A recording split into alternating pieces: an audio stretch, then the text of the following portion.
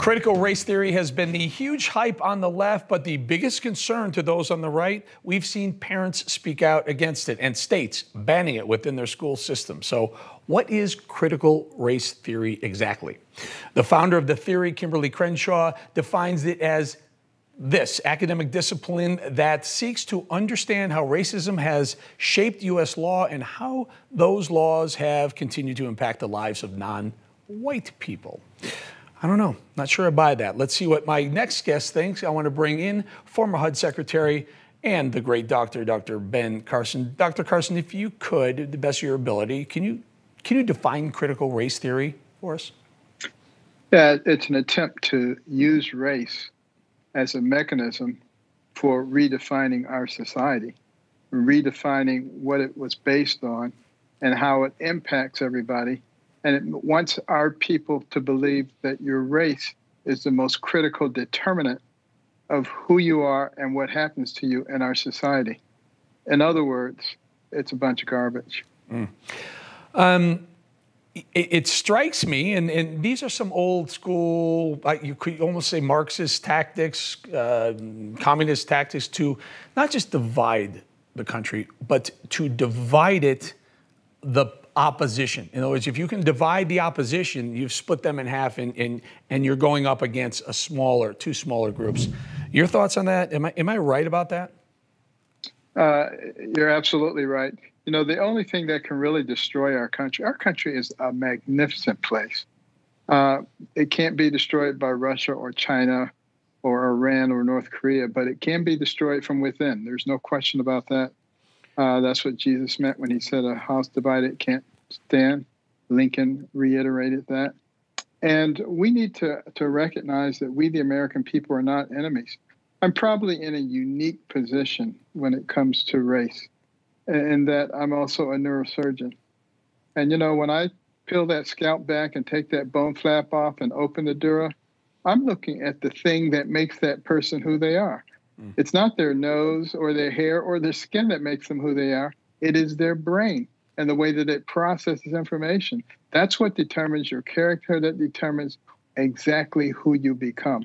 And I can change who you become by taking out parts of that brain and manipulating it. And isn't that what's happening here, Dr. Carson? The media, the culture, the environment is manipulating how people's brains are firing. Absolutely. And, you know, it's what you put into it is what you get out of it.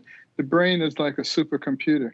You program it and it responds accordingly. And it was Vladimir Lenin who said, "Give me your children to teach for 4 years, and the seeds that I plant will never be uprooted." They know the importance of getting into the school systems and indoctrinating the young people, and that will have a permanent effect. We're already starting to see the seeds of that. You know, last summer, with all the things that were going on in Portland and Seattle, a lot of those young people are coming of age now. They've been taught to hate the United States, hate who we are. And, you know, if they were taught the true history, they would recognize that this is a time to celebrate who we are. And particularly in the Black community. You know, when I was a kid growing up, it was a big deal when some Black person came on television in a non-servant role. And now you have Black admirals and generals and CEOs of Fortune 500 companies and presidents of universities, even Ivy League schools, a Black president, a Black vice president. I mean, give me a break. Yeah. Doctor, very quickly, can we roll the soundbite of a co-founder of BLM in 2015 saying this? It's striking. Take a listen very quickly. We actually do have an ideological frame. Myself and Alicia in particular are trained organizers. We are trained Marxists. We are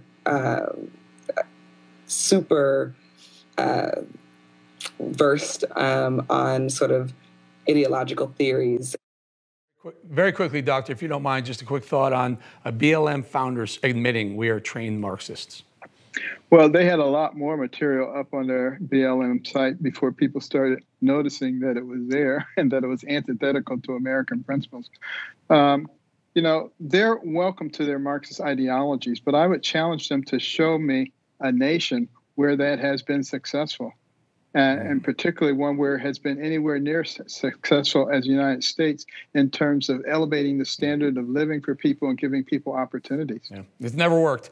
Dr. Carson, before we go, I want to congratulate you on your new grandbaby, but that's awesome. That's awesome. Congratulations, sir. Thank you, Eric. I appreciate it. Former HUD Secretary Dr. Carson. Hey, I'm Rob Finnerty. Thanks for watching. If you enjoyed this video, please join the conversation in the comments below. Don't forget to subscribe, too. Hit the bell icon to be alerted to breaking news. And remember, there's a whole lot more on Newsmax TV, America's fastest growing cable news network.